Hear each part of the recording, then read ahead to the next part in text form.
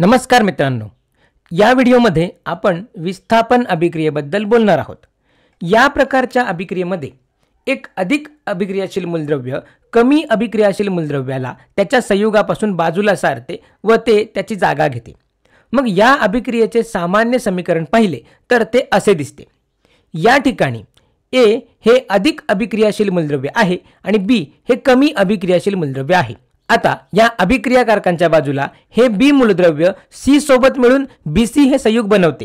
पण आता जेव्हा यांच्यात अभिक्रिया झाल्यावर हा A या B ला विस्थापित करतो, त्याला बाहेर काढतो आणि C सोबत मिळून AC हे संयुग तयार करतो आणि मग शेवटी आपल्याला हे B वेगळे झालेले मिळते। आता तुम्हाला प्रश्न पडला असेल की या अभिक्रियेचा काय उपयोग आहे? तर बघा, आपल्या दैनंदिन जीवनात आपण शुद्ध मूलद्रव्यांवर, विशेषतः शुद्ध धातू मूलद्रव्यांवर खूप अवलंबून असतो। आपण ज्या घरात राहतो ते घर लोखंडाच्या सळ्यांपासून बनलेल्या मजबूत खांबांवर उभे असते।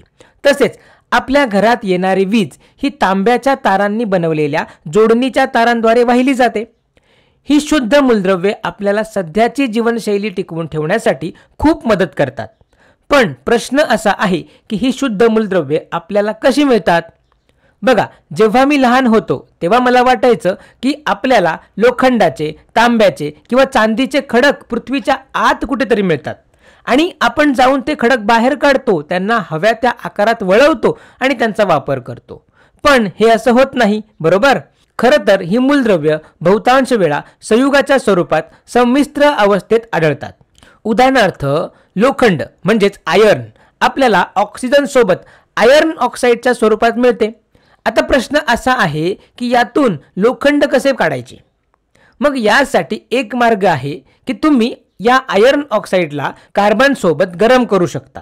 आता कार्बन हे अधिक अभिक्रियाशील असल्यामुळे ते लोखंडाला त्याच्या ऑक्साईडमधून बाहेर काढते व ते स्वतः या ऑक्सिजन सोबत अभिक्रिया करून शेवटी कार्बन मोनॉक्साईडमध्ये रूपांतरित होते आणि लोखंड वेगळे होते। मग आपण या शुद्ध स्वरूपात मिळालेल्या लोखंडाचा वापर आपल्याला हवी ती वस्तू बनवण्यासाठी करू शकतो। त्याचप्रमाणे आपण आणखीन एक उदाहरण पाहूया। समजा तुम्हाला चांदी हवी आहे, पण तुमच्याकडे फक्त सिल्वर नायट्रेट आहे, तर तुम्ही यातून चांदी कशी मिळवाल? मग यासाठी एक मार्ग असा आहे की तुम्ही याची तांब्यासोबत अभिक्रिया करू शकता। आता तांबे हे अधिक अभिक्रियाशील असल्यामुळे ते चांदीला तिच्या नायट्रेटमधून बाहेर काढते आणि शेवटी आपल्याला कॉपर नायट्रेट मिळते आणि चांदी वेगळी होते। आता तुम्ही त्या चांदीचा उपयोग करून तुम्हाला हवे ते दागिने बनवू शकता। ही उदाहरणे विस्थापन अभिक्रियेची आहेत। तुम्ही पाहू शकता की या सर्व उदाहरणांमध्ये एक अतिशय अभिक्रियाशील मूलद्रव्य कमी अभिक्रियाशील मूलद्रव्याला त्याच्या संयुगातून विस्थापित करत आहे।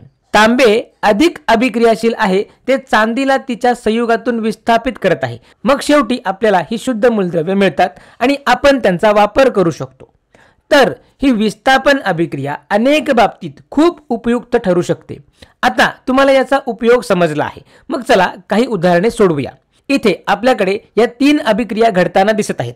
या ठिकाणी मी तुम्हाला सांगत आहे की इथे लोह तांब्यापेक्षा जास्त अभिक्रियाशील आहे, तसेच जस्त हे सुद्धा तांब्यापेक्षा जास्त अभिक्रियाशील आहे आणि इथे हे शिसे तांब्यापेक्षा जास्त अभिक्रियाशील आहे। आता तुम्ही व्हिडिओ थांबवून विचार करा की या अभिक्रियांमध्ये काय उत्पादिते तयार होतील। व्हिडिओ थांबवा आणि प्रयत्न करा। आता जर तुम्ही प्रयत्न केला असेल तर आता आपण पाहूया। या अभिक्रियेमध्ये लोखंड तांब्यापेक्षा जास्त अभिक्रियाशील असल्याने लोखंड तांब्याला त्याच्या सल्फेटमधून विस्थापित करतो आणि आयर्न सल्फेट तयार करतो आणि तांबे हे वेगळे मिळते। त्याचप्रमाणे इथे जस्त हा जास्त अभिक्रियाशील असल्यामुळे ते तांब्याला त्याच्या सल्फेटमधून विस्थापित करते आणि शेवटी आपल्याला झिंक सल्फेट आणि तांबे हे वेगळे मिळते। त्याच प्रकारे इथे शिसे तांब्याला विस्थापित करतो आणि लेड क्लोराईड तयार करतो, त्यांच्यासोबत तांबे आपल्याला वेगळे मिळते। आता यानंतर आपण एक थोडा वेगळा प्रश्न पाहूया। इथे आपल्याकडे आयर्न सल्फेटच्या द्रावणामध्ये तांबे आहे। या प्रकारात तुम्हाला काय वाटते, कोणती उत्पादिते तयार होतील बरं? व्हिडिओ थांबवा आणि प्रयत्न करून बघा। आता तुम्ही प्रयत्न केला असेल तर आपण पाहूया। बघा, आपण आधीच पाहिले आहे की लोह तांब्यापेक्षा जास्त अभिक्रियाशील आहे। याचा अर्थ या अभिक्रियेमध्ये तांबे लोहापेक्षा कमी अभिक्रियाशील आहे, म्हणजेच तांबे लोहाला विस्थापित करू शकत नाही। ते या लोहाला सल्फेटमधून बाहेर काढू शकत नाही, याचा अर्थ ही अभिक्रिया पुढे जाऊ शकत नाही, ती होणारच नाही. त्यामुळे आपल्याकडे आयर्न सल्फेट आणि त्यात तांबे तसेच राहील. आता तुम्हाला कदाचित प्रश्न पडला असेल की आपल्याला हे कसे कळणार की कोणते मूलद्रव्य दुसऱ्यापेक्षा जास्त अभिक्रियाशील आहे. त्यासाठी शास्त्रज्ञांनी बरेच प्रयोग आणि अभिक्रिया करून एक यादी तयार केली. त्यांनी बहुतेक सर्व मूलद्रव्यांची त्यांच्या अभिक्रियाशीलतेनुसार मांडणी केली. तर बघा, ही काही मूलद्रव्यांची अभिक्रियाशीलता श्रेणी आहे. यात जरी सर्व मूलद्रव्ये नसली तरी आपण सर्वाधिक वापरतो ती मूलद्रव्ये आहेत. आता बघा, या श्रेणीत जे मूलद्रव्य वर आहे ते खाली असलेल्या मूलद्रव्यांपेक्षा जास्त अभिक्रियाशील आहे.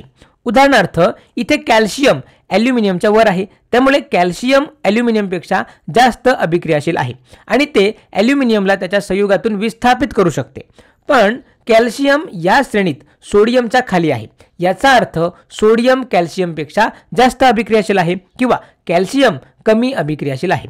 याचा अर्थ काय होतो की सोडियम कॅल्शियमला विस्थापित करू शकते, परंतु कॅल्शियम सोडियमला विस्थापित करू शकत नाही. आता या श्रेणीच्या मदतीने चला आणखी काही प्रश्न सोडवूया. इथे आपल्याकडे 2 अभिक्रिया आहेत. आता तुम्ही व्हिडिओ थांबवून बघा की कोणती अभिक्रिया होईल आणि कोणती अभिक्रिया होणार नाही, आणि त्यांची उत्पादने पण लिहा. व्हिडिओ थांबवा आणि प्रयत्न करा. आता जर तुम्ही प्रयत्न केला असेल तर आपण पाहूया. पहिल्या अभिक्रियेमध्ये आपल्याकडे हायड्रोजन आहे. हायड्रोजन हे या यादीत या ठिकाणी आहे आणि आपल्याकडे मॅग्नेशियम क्लोराईड आहे. मॅग्नेशियम या यादीत वर आहे, म्हणजेच मॅग्नेशियम हायड्रोजनपेक्षा जास्त अभिक्रियाशील आहे. या ठिकाणी हायड्रोजन हे कमी अभिक्रियाशील असल्यामुळे ते मॅग्नेशियमला विस्थापित करू शकत नाही, त्यामुळे ही अभिक्रिया पुढे जाणार नाही. जर दुसऱ्या अभिक्रियेकडे जर आपण पाहिले तर यामधील असलेले लोह हे या ठिकाणी आहे. त्यानंतर इथे कॉपर क्लोराईड मधील तांबे हे इथे आहे. बरं, तांबे हे लोहापेक्षा खाली आहे. याचा अर्थ लोह हे अधिक अभिक्रियाशील आहे आणि लोह अधिक अभिक्रियाशील असल्यामुळे ते तांब्याला त्याच्या क्लोराईडमधून विस्थापित करू शकते आणि शेवटी आपल्याला आयर्न क्लोराईड मिळेल आणि तांबे विस्थापित होईल. मग आता तुम्हाला प्रश्न पडला असेल की या एवढ्या मोठ्या मूलद्रव्यांची ही श्रेणी आपण लक्षात कशी ठेवणार. आता त्यासाठी मी एक सूत्र बनवले आहे. मी त्याला केअरलेस झेब्रा निमॉनिक सूत्र असे म्हणतो. ते असे वाचले जाते: please stop calling me a careless zebra, instead try learning how copper saves gold. आता हे सूत्र इंग्लिशमध्ये आहे, परंतु आपल्याला ते असेच लक्षात ठेवावे लागेल. यामध्ये तुम्ही पाहू शकता की प्लीज मधील पहिले अक्षर तुम्हाला पोटॅशियम लक्षात ठेवण्यास मदत करेल आणि स्टॉप मधील पहिले अक्षर तुम्हाला सोडियम लक्षात ठेवण्यासाठी मदत करेल. आणि अशाच प्रकारे हे पुढचे शब्दही तुम्हाला ते मूलद्रव्य लक्षात ठेवण्यास मदत करतील. या सूत्राच्या मदतीने तुम्ही ही अभिक्रियाशीलता श्रेणी लक्षात ठेवू शकता. आता विस्थापन अभिक्रियेबद्दल तुम्हाला एवढी माहिती पुरेशी आहे, पण तरीही तुम्हाला अणु पातळीवर हे कसे घडते हे जाणून घ्यायचे असेल तर आपण एका ॲनिमेशनच्या सहाय्याने हे समजून घेऊया. आता बघा, आपल्याकडे एक पात्र आहे, म्हणजे एक भांडे आहे आणि त्यामध्ये कॉपर सल्फेटचे द्रावण टाकले आहे. कॉपर सल्फेटच्या द्रावणाचा अर्थ यामध्ये कॉपर सल्फेटचे स्फटिक पाण्यात म्हणजे जलीय माध्यमात टाकले आहेत. जेव्हा कॉपर सल्फेट जलीय माध्यमात टाकले जाते तेव्हा ते कॉपर 2+ आयन आणि सल्फेट 2- आयन मध्ये विघटित होते. हे विघटन का होते याबद्दल आपण एका वेगळ्या व्हिडिओमध्ये बोलू, पण तुम्हाला माहित आहे असे अनेक संयुगे करतात.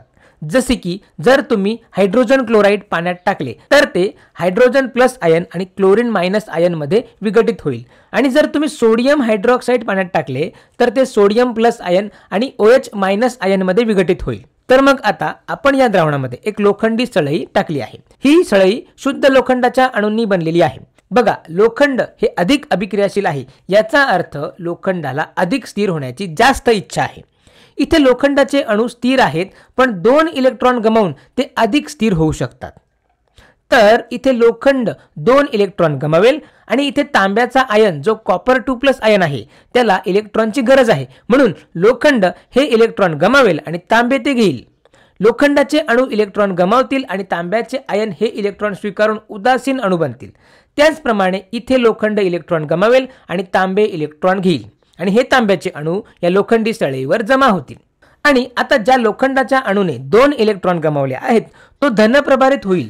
मग हा धनप्रभारित आयन या ऋणप्रभारित आयनांकडे आकर्षित होतील आणि अशा प्रकारे आपल्याला आयर्न सल्फेट मिळेल. जसा जसा वेळ पुढे जाईल तसे तसे अधिक अधिक तांब्याचे अणू या लोखंडी सळईवर जमा होतील आणि अधिक लोखंडाचे अणू द्रावणात येतील आणि ते आयर्न सल्फेट तयार करतील आणि अशा प्रकारे लोह कॉपर सल्फेटच्या द्रावणातून तांब्याला विस्थापित करेल। मग आता तुम्हाला प्रश्न पडला असेल की याच्या उलट परिस्थितीत जेव्हा आपल्याकडे आयर्न सल्फेटच्या द्रावणात तांबे असते तेव्हा काय होते? बघा, ज्या क्षणी मी आयर्न सल्फेट पाण्यात टाकतो ते लोह +2 आणि सल्फेट -2 आयनमध्ये विघटित होईल। आता जेव्हा आपण यात तांब्याची सळई टाकतो तेव्हा कोणतीही अभिक्रिया होणार नाही, कारण लोह +2 खूप स्थिर आहे आणि आनंदी आहे, त्याला कोणत्याही इलेक्ट्रॉनची गरज नाही, त्यामुळे ते तांब्याकडे जाऊन त्यातून इलेक्ट्रॉन घेणार नाही आणि म्हणूनच द्रावणात नेहमी आयर्न सल्फेट तसेच राहील आणि तांब्याचे अणू या सळईच्या आत अडकून राहतील। तर मग या अणुस्तरावरील चित्राने माझी एक जुनी शंका दूर केली।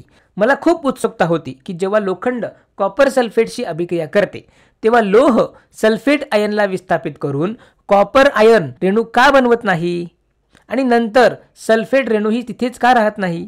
आता मला कळले की इथे लोह आणि तांबे दोन्ही धनप्रभारित असतात आणि धनप्रभारित अणू एकमेकांना आकर्षित करू शकत नाहीत, म्हणूनच हे चूक असेल। चला आता या व्हिडिओचा सारांश पाहूया। इथे आपण विस्थापन अभिक्रियेबद्दल बोललो, ज्यामध्ये एक अधिक अभिक्रियाशील मूलद्रव्य कमी अभिक्रियाशील मूलद्रव्याला त्याच्या संयुगातून विस्थापित करत असते। त्यानंतर आपण काही मूलद्रव्यांची अभिक्रियाशीलता श्रेणी पाहिली आणि ती लक्षात ठेवण्यासाठी केअरलेस झेब्रा या सूत्राबद्दल देखील पाहिले। तर या व्हिडिओमध्ये इतकेच, धन्यवाद।